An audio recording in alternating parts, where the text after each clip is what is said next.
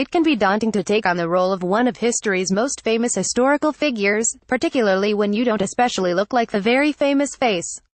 Such was the dilemma for who nearly turned down the role of Winston Churchill in the darkest hour for that very reason. I don't have any resemblance to Winston Churchill. When they first came to me, that was my reaction. I just thought, Winston Churchill, don't be ridiculous. So I turned it down. Luckily, Oldman gave it a second thought, and the rest is history, and as of this morning, Oscar nominated, with the actor up for Best Actor at the TK Academy Awards. Have you always been interested in Winston Churchill, or was this a new development? Let's say I've had a flirtation with Winston Churchill over the years.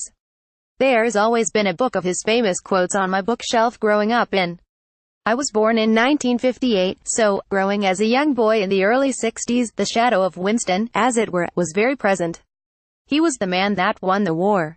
My appreciation for him has quadrupled. To read everything, all the biographies, and indeed, he wrote 50 books himself. I mean, it would take another lifetime. But my curiosity and my fascination with Churchill will continue long after this film is out.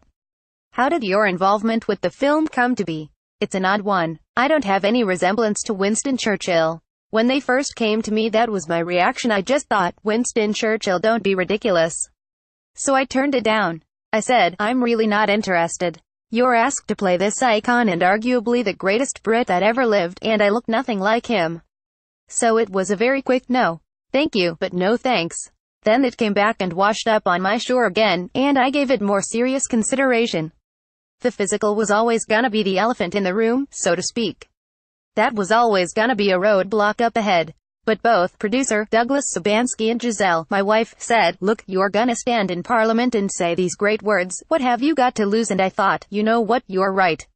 I'm perhaps looking a gift horse in the mouth. So I said yes and stepped out onto the wire, and I'm glad I did.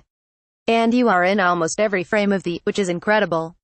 I am in almost every scene of the film. One of the big challenges was stamina, and padding and clothing. The whole thing from soup to nuts was about 4 hours.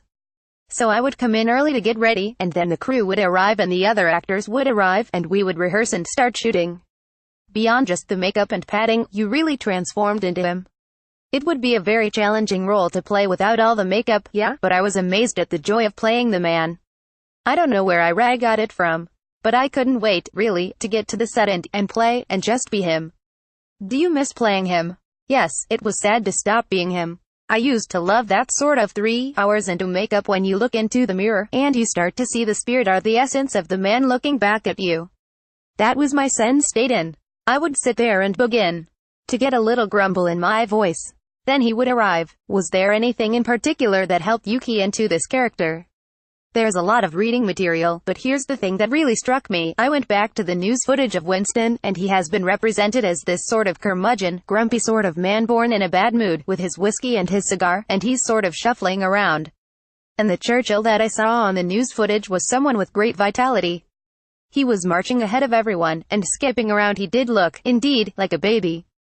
He had this sort of round cherubic face, and a grin, and a sparkle in his eye. He was dynamic and on a mission. Seeing that was a key that unlocked the door. What is your most memorable that you've had? I'm not a super birthday person. I'm now 59, I will be 60 in March. I'm happy to have a little party, I'm happy to have a small dinner to celebrate my 60th birthday.